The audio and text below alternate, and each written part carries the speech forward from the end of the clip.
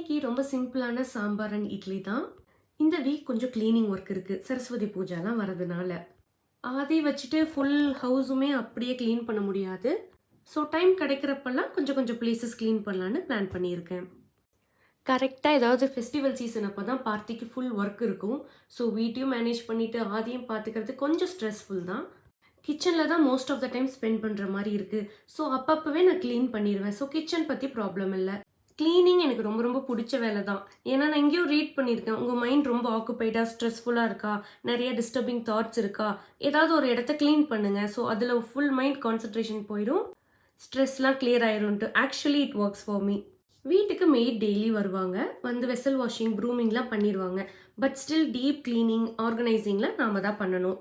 Breakfast முடிச்சிட்டா பார்த்தி ஆதியை தூங்க வச்சிருவாரு.